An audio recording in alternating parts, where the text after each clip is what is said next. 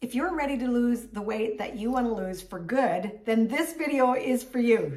That's right, because today we want to talk all about why not all calories are created equally. So really what we need to do is we need to fire our diets and create a healthy relationship with food. And we've got some really practical examples to give you today. Before we dive in though, we're just going to ask that you subscribe to this YouTube channel, and throughout this video, if something resonates with you, give us a comment because we will respond. Exactly. First, because you just said not all calories are created equally, we want to talk about that. And we have a great analogy for you right here. Okay, so let's take a banana. Wow. You might think that you can't eat a banana because you've been told you should never eat bananas because they're way too high in sugar and they're way too high in carbs. That was me. Yeah, and how they're going to wreck your diet and all of this garbage information that we've taken as truth. And now we don't even eat good, healthy bananas, but that we God will created. Consume something like this. That's right. Okay. So we want to compare these two. Just hold up that. Okay, this is a can of ginger ale. You might like Coke. You might like root beer, cream soda, whatever it is that's your fancy. Or maybe you like your fancy Starbucks drinks that has even more calories and sugar than this. Yeah, that's right. But this, I'm going to first say, is a healthy food that God created. It is a God-made food. It probably was in the Garden of Eden, otherwise we wouldn't have it today. Yeah, but what we want to say about both of these things is that not all calories are created equally, okay? One of these bananas has almost exactly the same amount of calories as this can of Coke. This can of Coke or can of ginger ale has 130 calories, okay? A banana, a medium to large banana has around 130 calories. So we're gonna compare the two. First of all, look at these bananas. Okay, but first of all, let's just say this seems like a silly thing to compare, right? Because obviously we know that one is fruit and one is garbage. Right? I mean, it tastes good, absolutely. This tastes delicious. But we all know in our minds that it's garbage. We all know that, and we all know that this is a God-created food. Yeah. A fruit. But we don't often think about the fact that one does good things to our body. Beneficial. One does not. One does bad things to our body. It actually harms our body. But we don't actually want to dive into that because we don't want to think about something that harms our body because we don't want to take responsibility for that. Well, and not only that, but all of the crazy fad diets that many of us have been on for so long have conditioned us to think things like, well, if I save up all my calories, then I can have this, rather than thinking, how does what I'm consuming help my body? How does it fuel my body? How does it make me feel? We've stopped thinking like that, and all we worry about is the calorie count. That's right. All we worry about is, well, if I drink this today but don't eat anything for dinner, then I'm still within my calorie limit for the day, so yay me. But what a silly way to think when you actually stop to think about it. Because this is not going to fuel your body. It's not even going to fill you up. It's going to make you more hungry because it's going to cause your cravings. Exactly. But let's just talk about a banana for a minute because we're going to talk about not all calories are created equal right now. A banana has very many beneficial things within it that God created. It has fiber. It has some natural fructose, which is the sugar, but it's the natural one that God created. And when you have it together with fiber, it's different in your body than just plain sugar. Imagine that God knew what he was doing. That's right. Okay, so you might have been told that you shouldn't eat a banana. And I'm going to say, if you're a diabetic, then you've probably really been told by a doctor, don't eat a banana. But how many times are you still going out and ordering a Coke or an orange juice or something else that causes way worse spikes in your blood sugar levels? Exactly.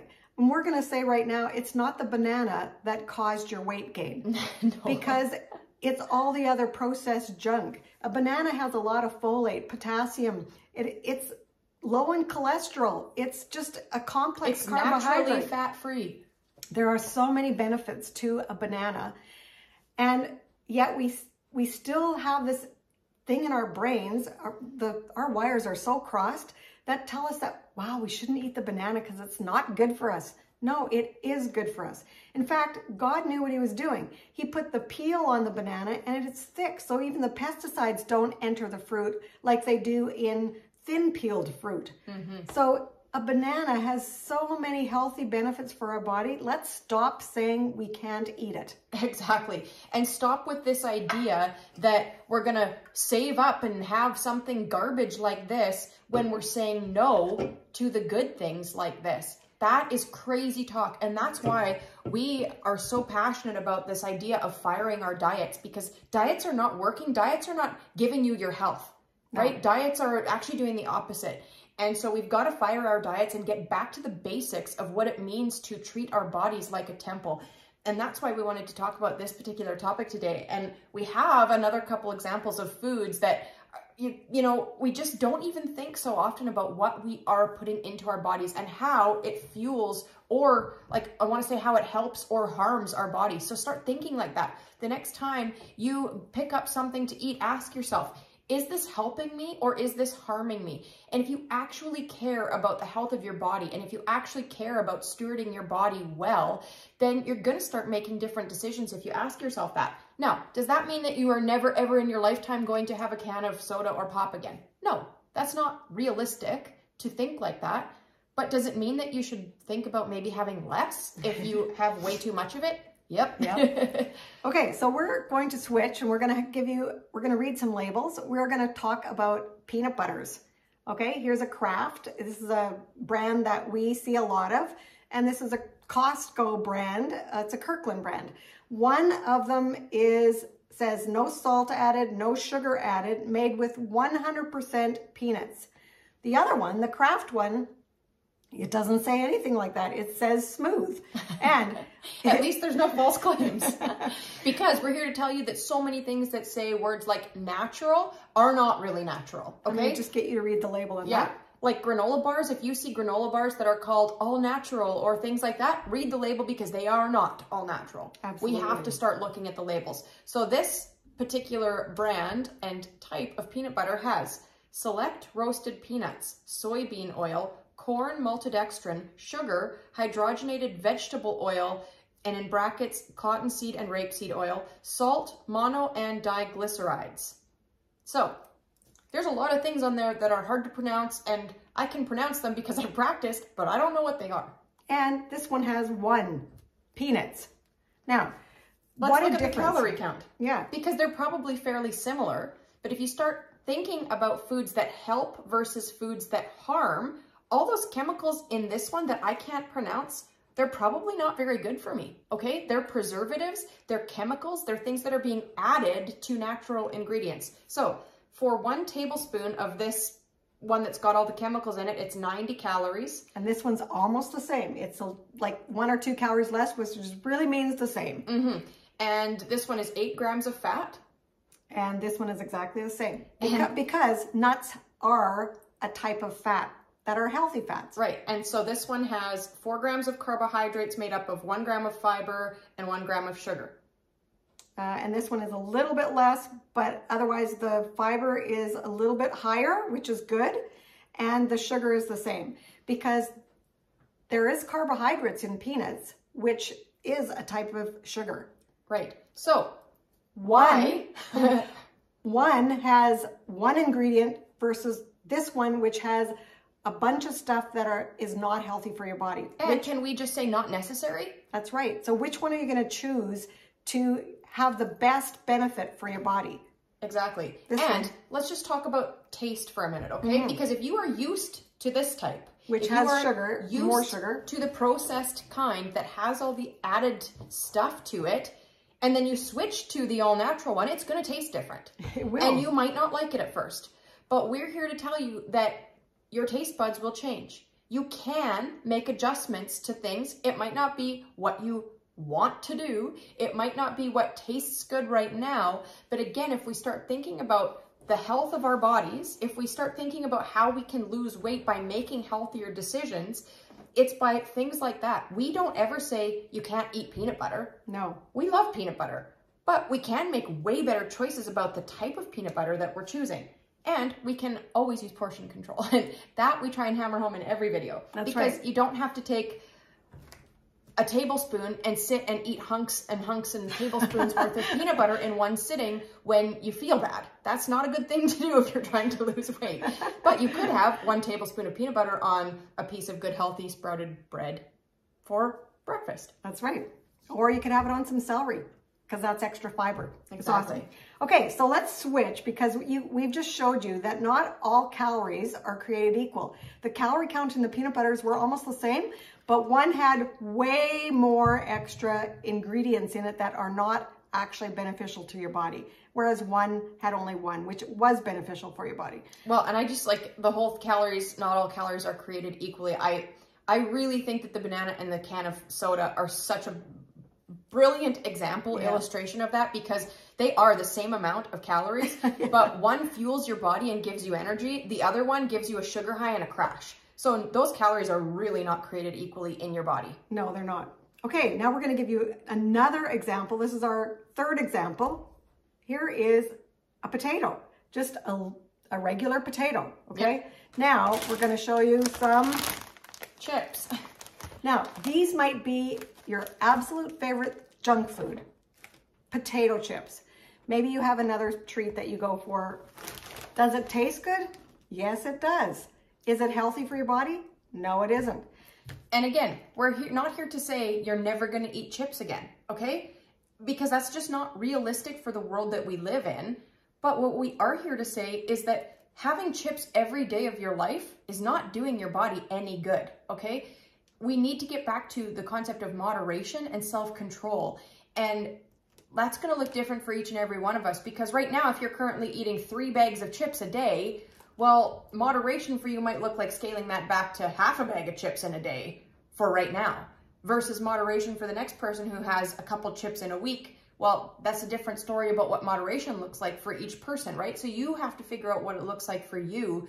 But we've got to start thinking, and I really like the verse, and I'll put it here on the screen, that talks about how everything is permissible, but not everything is beneficial. And if we start looking at food like that, it's the same thing, right? Exactly. We're not saying that foods are off limits. We're not saying I'm never going to eat a carb again, because that's silly, right? That's right. Because I'll probably eat a potato tonight. Exactly. But what we are saying is not everything is beneficial. So start asking yourself, is this beneficial for my body?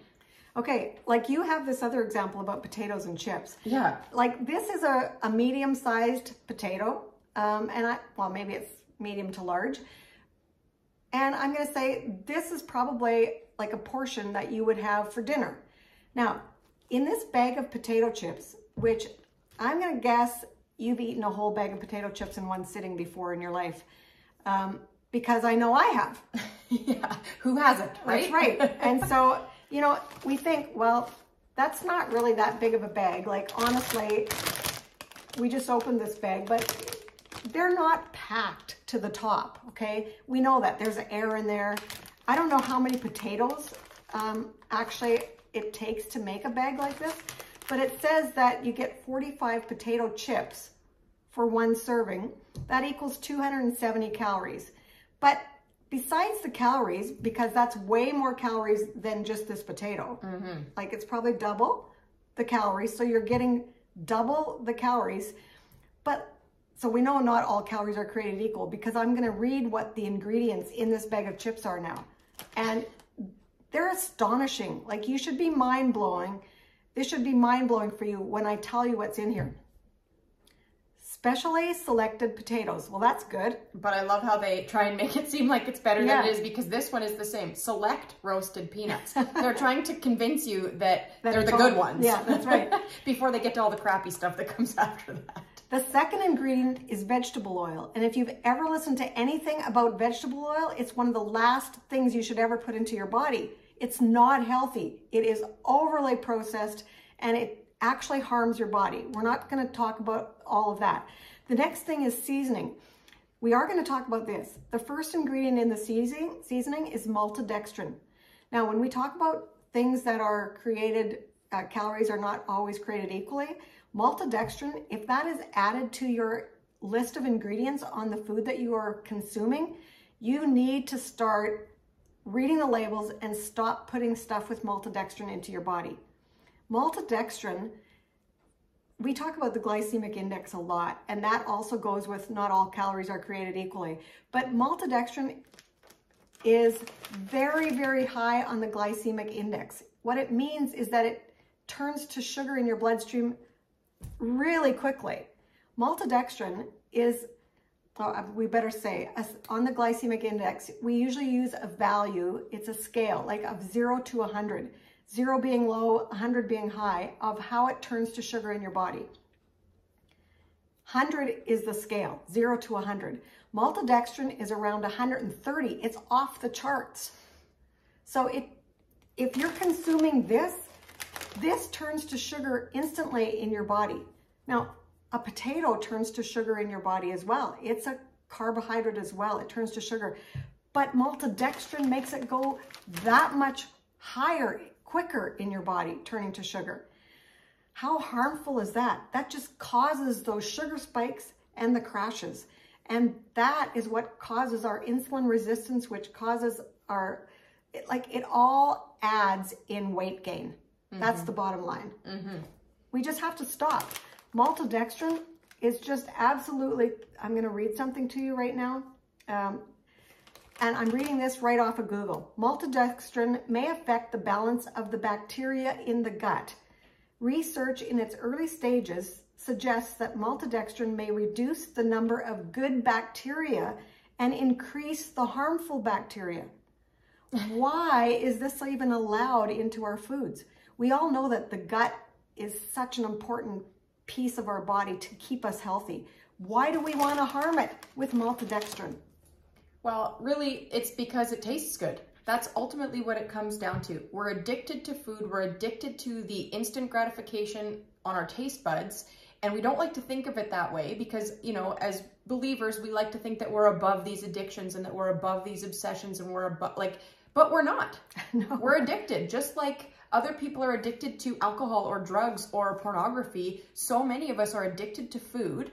And that's not a judgment statement, but it's a statement of we need the awareness piece to come in order for us to be able to make the changes, right? Because awareness is the first step. Like in any type of, you know, AA program that you do, awareness is the first step. We have to become aware. So if you don't even know that you're addicted to the food, then how can you make a change, right? Exactly. If you don't even know there's a problem, you can't change it. And so we have to become aware. And that's why we wanted to talk about this today.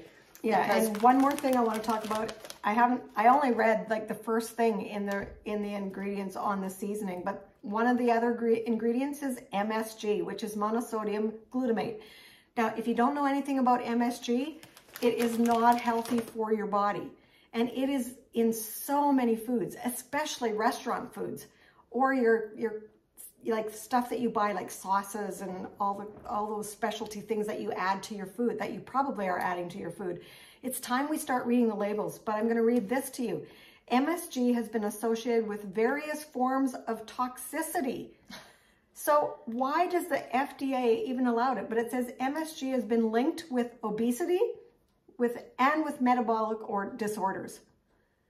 That's what we're putting into our body. And if you check and start to read the labels, it is in so many foods that we are just buying without being aware.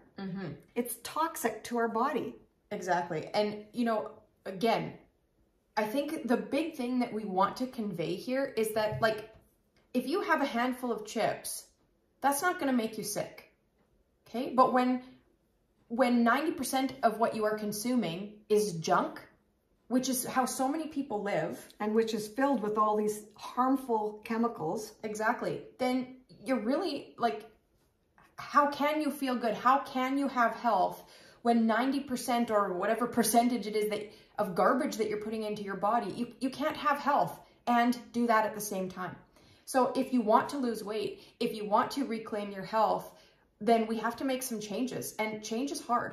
But we often say, choose your hard. Okay, and that means it's hard to stay stuck. It's hard to not feel well. It's hard to be overweight. It's hard to not like yourself. It's hard not to be able to climb the stairs without hurt, without aching. Yeah, without pain. It's hard to get up and down off the floor when we're overweight. It's hard to live out our purpose, our God-given purpose, when we haven't reclaimed our health. It's also hard to make the changes. It's hard to say, no to the bag of chips when you're at the grocery store. It's hard to say, you know, I'm going to eat the banana instead of the can of Coke today. Those are hard things to do when we love the food. But what do we love more? Do we love the food more than we love the bodies that God has given us? Do we love the food more than we care about honoring our bodies? We've got to start asking ourselves those hard questions, and they are hard questions. And that reminds me of this other Bible verse, which talks about the desires of the flesh.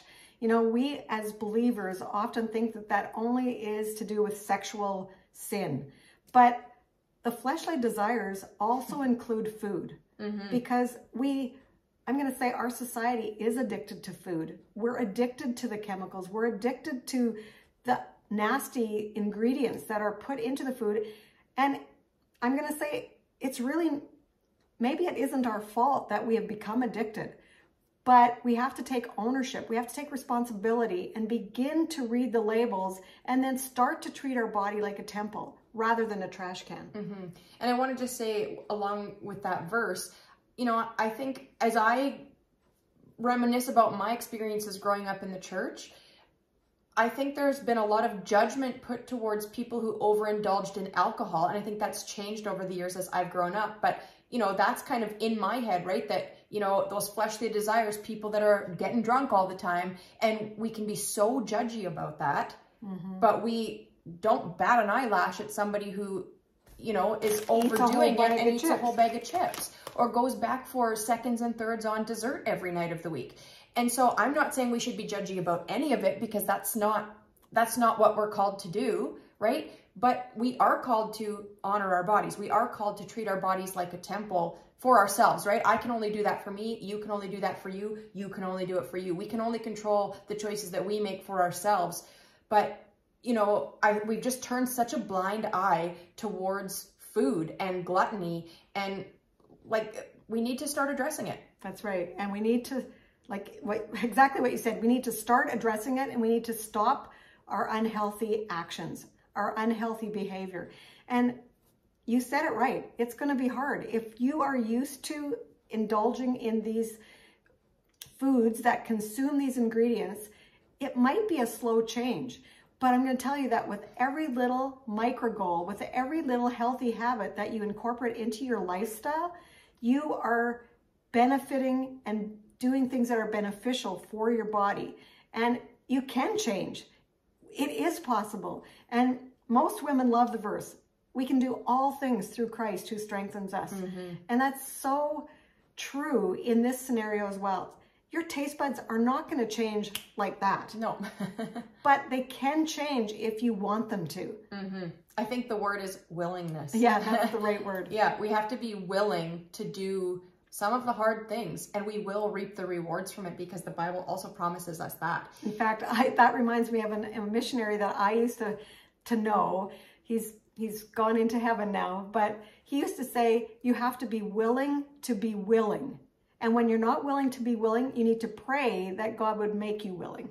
And I think even further to that, with this particular topic, we have to be willing to be uncomfortable, because it's uncomfortable and it's challenging. And, you know, really what we want to say to you now is that so much of what this is all wrapped up around is that we have mixed up wires in our brains from fad diet culture, from all of the messaging that we've been receiving through television and magazines and social media and everything. Our Food and Drug Administration, they allow this into all the products, which is not, like, that's another whole topic. But it might not be your fault. Right.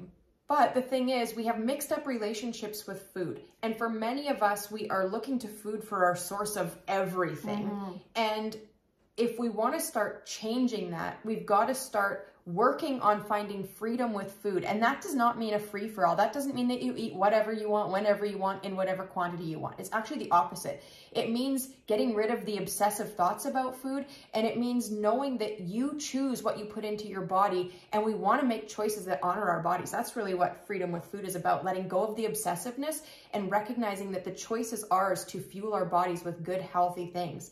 And so we'd love to invite you right now to check out our Food Freedom Workshop. It's a 5-day workshop, which means there's like probably about half an hour to 45 minutes worth of content for you to consume for 5 days. That's right. Like, you're going to get a video from us, and you're going to get a worksheet that is going to just help you work through some of the things that might uncross the wires in your brain that you want to uncross. Exactly. So we're going to put the link below for you. You can go ahead and check that out. We've had thousands of women through our Food Freedom Workshop, and we have had raving reviews from this workshop, because it's not about what you're eating. It's about addressing your relationship with food. And ultimately, that's the place where we have to start. We have to start with surrendering the journey and surrendering the whole relationship to God.